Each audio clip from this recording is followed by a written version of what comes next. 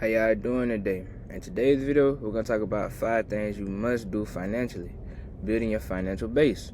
Before we get started, I truly appreciate if y'all could like, comment, and subscribe. I thank y'all for any support I receive on the channel. And please excuse me, I have not been able to shape up my beard in a couple weeks, so looking a little rough right now. But I got y'all a slideshow today, trying to get a little bit more organized with the way I do the videos for y'all. But let's go ahead and get into it, see what we got. So what do I mean when I say a financial base? And that's basically having a strong foundation when it comes to your finances. When you look at a home, for example, when you start construction on the home, you always start from the base and then you build up from there. You can't start at the ceiling and then build. The house gonna collapse every time. And I see that a lot of times when in our community with people's money. So we want to just start from the top without doing the fundamentals and the basics.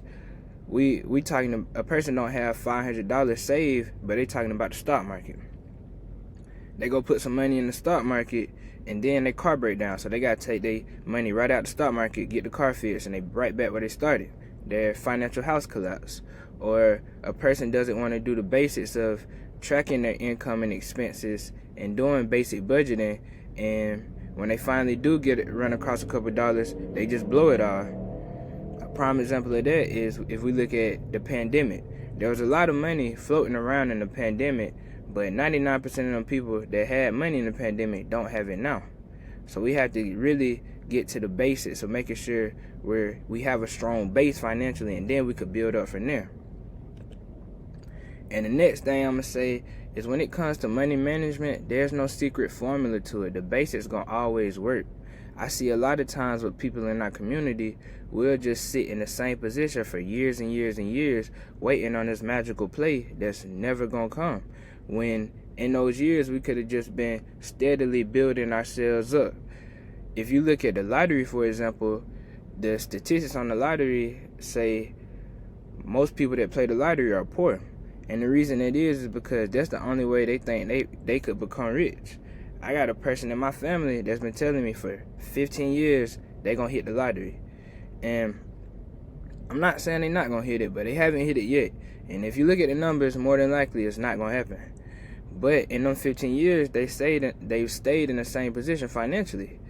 They could have just been in a whole nother position now if they would have steadily worked on the things that they could control.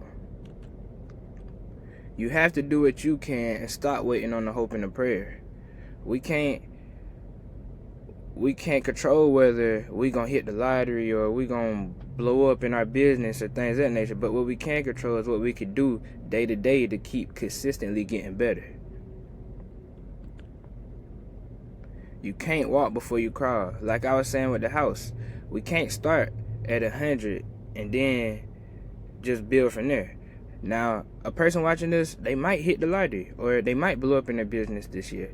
But most people watching this, that's not going to happen. So we can go from 0 to 5 and then 5 to 7 and 7 to, keep steadily building instead of waiting on this magical rich play that's never going to come for most of us. And then the last thing I want to talk about before getting into the 5 points is time horizon. I see a lot of times with social media nowadays, it's making unrealistic expectations for people when it comes to money. Everybody just want to be rich tomorrow. For most people, that's not realistic. If you look at the numbers, most people do not have money to begin with. And that's okay. How can we get it to where people do have money? And I'm not saying you'll be a millionaire this year, but 2026 coming up, we can work on, maybe this year is working on saving up and having a fully funded emergency fund. And then building on top of that, you working on your business. And then building on top of that, you paying down your debt. The basics. We not a millionaire, but we rich in our own situation, So we have to slow down on our time horizon of our expectations when it comes to money.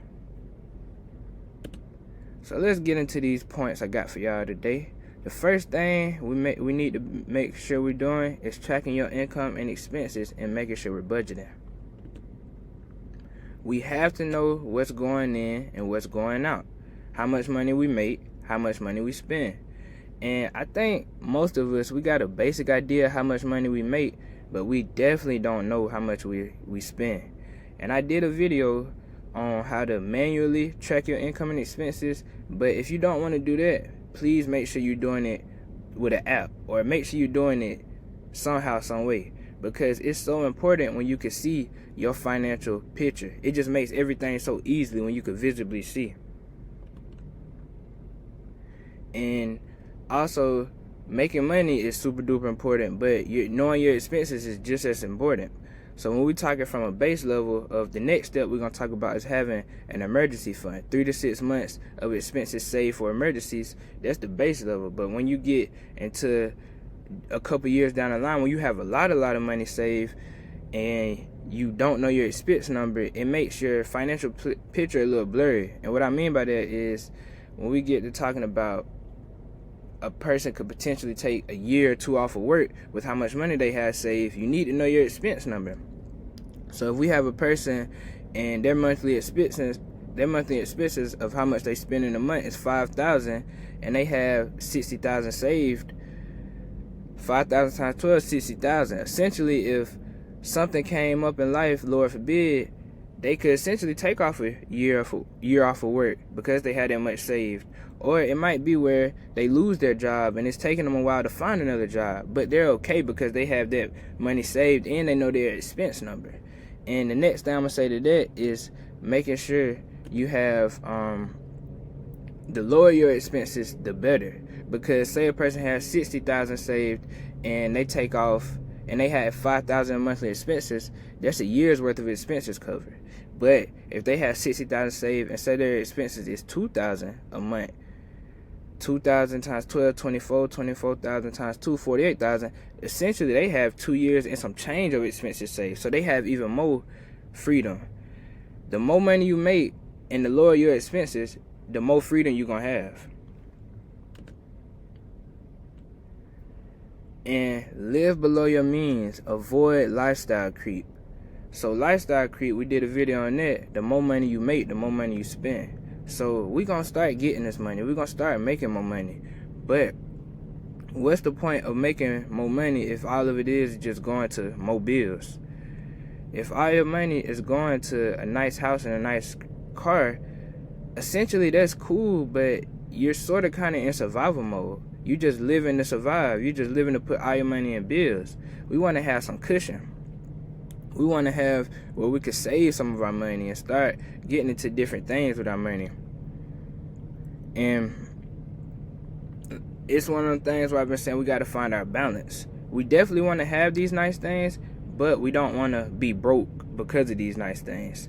So when we start making this extra money, it might be okay where we live in a normal apartment, we drive a normal car, because that means we have extra cushion to save more. And also making sure we following through with our budget. When we tracking our income and expenses, we should be planning on how much each, on what areas of our money is going to, what areas is going to our needs, what areas is going to wants, what areas is going towards savings. And it's really, really hard to follow through with a budget. Think about when you have budgeted before. I know for a fact it's been plenty of times where I done made a budget and I just didn't follow through with it. But we have to start forming these disciplines and these good habits with our money and starting from somewhere. So let's start budgeting, and then not just budgeting, but trying to follow through with it. And it's going to be hard in the beginning, but we have to stick with it somehow, some way. And making sure putting in our budget, part of our money is going towards savings and investments. If 35% is too much for you, let's do 20%. If 20% is too much for you, let's do 10%. But let's put some. Because what I'm seeing a lot of times in our community, some of us are not putting no money towards our savings and investments. And that's why tracking our income and expenses is so important, because now we can see where's all our money going. Can we cut back in certain areas so we can start being able to save money? And then a lot of times when it comes to a budget, a lot of us think just save, we have to save all of our money. But it's not necessarily that. It's more just being strategic with your spending. So I want us to be able to enjoy our money too, but I want us to borrow responsibly, and that's what a sinking fund is for. So the next one we're gonna talk about is an emergency fund. That's for unexpected expenses. I can't tell when my car gonna break down or when I'm gonna be sick, but I can plan for my fund. So a sinking fund is money you put aside for a specific expense. If I know I like to travel and I have these trips coming up, I'm gonna make me a vacation sinking fund. So every time I get paid, I might put, or every month, I might put $200 into my vacation sinking fund. So for when that trip comes, I'm already prepared for it. I already have the money for it. Or if I like clothes, I might put $200 a month in my clothes sinking fund, and I spend my clothes money with that. That's a part of the budgeting as well. So that's what I'm saying. It ain't all about just saving and having no fun. It's more just being strategic. So put it in your budget and then be strict with it. Don't go over it. So we tracking our income and expenses. We're doing some budgeting. Now we need to make sure we have a fully funded emergency fund. My bad, y'all. What's going on? Hold up. Oh, there we go. So an emergency fund is money set aside to cover for unexpected expenses. So let's say your monthly expenses is $5,000. You want to have 3 to 6 months of expenses saved up for a fully funded emergency fund. So 5,000 times 3 is 15,000. 5,000 times 6 is 30,000.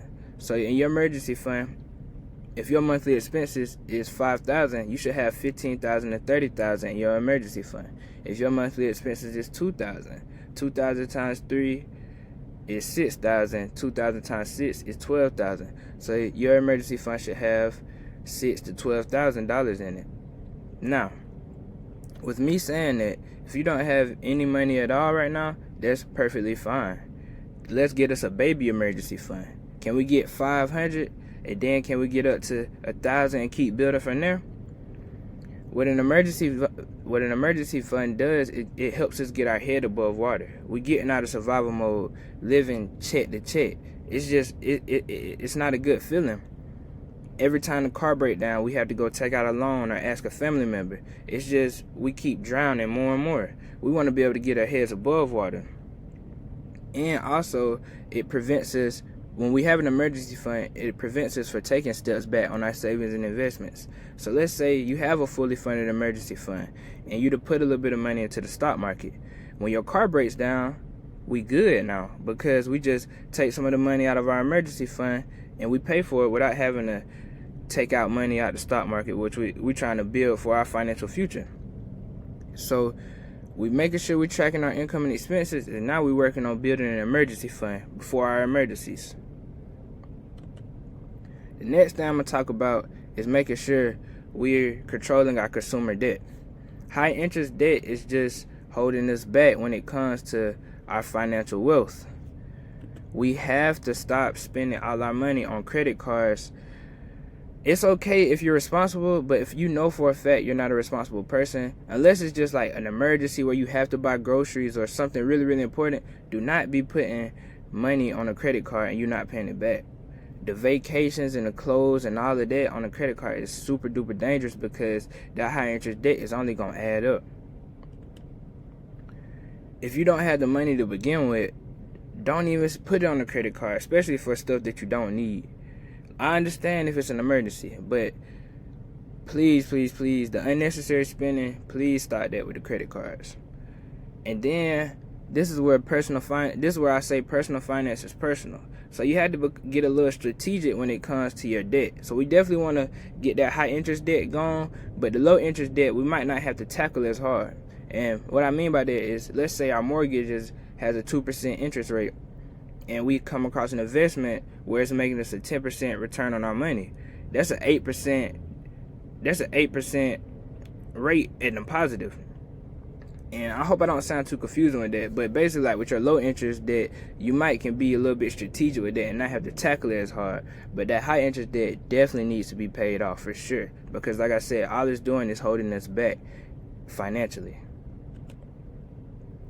And let's avoid all these get rich quick schemes. I seen something the other day that said people would spend 5 years trying to skip level 1 instead of just putting in the work. We have to stick to our plan and avoid these distractions. I've seen over the years with my family and friends, we come across all these quick business plays and all these ways to make money, but in the grand scheme of things, when it comes to building wealth, most of the time we just ended up losing money. So we have to stay focused with our plan, doing the basics, having our blinders on in our own lane, and staying focused. When somebody comes with something that's not along your plans, politely decline. We're staying focused right now. We're building ourselves up. All these get rich quick schemes, they do not work in the end when it comes to building wealth from 99.9% of the people. You might have that 0.1% where it worked out for them, but everybody else, more than likely, it's not. And the last thing I'm going to say with this is please do not give up on your finances. Like a lot of people, I've seen a lot of young people especially where they're just completely giving up. Please, please, please stick to it. You might not be in the best position right now financially. That's okay. Look yourself in the mirror and say you're going to get better. We're going to start tomorrow by doing the basics. What can we do? What can we control? And it's hard either way. It's very, very hard to stay disciplined with your money, but it's going to be so much easier for you now that you have money. But it's also hard to just continue doing if you're a person that's not in the financial position you want to be, it's hard to just continue to not have money and struggle and be able to barely living when it comes to living check to check. So we have to pick our heart. It's going to be hard either way. And the last thing I'm going to say for y'all is learn and be practical. We have to start putting ourselves in this world of money and wealth. Correct. It wasn't taught to us, but now we have all these resources available to us where we can learn. We have books and we have YouTube and we have podcasts where we can learn anything we want to learn. It might be where you might take 30 minutes out of your day to read a book on money, or it might be where you driving to work and most of the time you listen to music. You might listen to a YouTube channel or a podcast instead for a little while. We have to start learning and get familiar with this language. The more you learn, the more easier it's going to come and the more you're going to understand it. When we were kids and we first started playing the game, it didn't really make sense to us. But then when we started doing it more and more, we got better and better. It's the same with money. You can't just magically be good with money. That's why when most of the time we do get money, we just blow it. We don't know nothing about it. So we have to start learning, and we don't have an excuse anymore. We have all these resources available to us. And not just learning, but we have to take action. You can't learn how to swim sitting on the edge of the pool. Experience is going to be your best teacher. Get active. Take action. I'm not saying just put all your money in the sun and just blow it, but we have to be strategic, and then once we learn, start doing. Be practical. Don't be sitting years and years and years and you got all this knowledge but you didn't really do too much. Experience is gonna be our best teacher. And the last thing I'm gonna say is increase income. That comes with learning, gaining more skills, gaining more knowledge, but also not just making more money, but control our expenses. We talked about lifestyle inflation. The more money you have, the lower your expenses, that's the more freedom. That's when we start really playing ball. So we have it now where we're working on our financial base, what we can control, and doing the basics, and making sure we're tracking our income and expenses, making sure we have an emergency fund, making sure we have a sinking fund. We want to have fun too, making sure we're controlling our debt, staying focused, avoiding the get rich quick schemes, and lastly, making sure we're learning and being practical with that learning. So if y'all could, please like, comment, and subscribe. And if y'all have any questions, please reach out to me. Y'all stay blessed.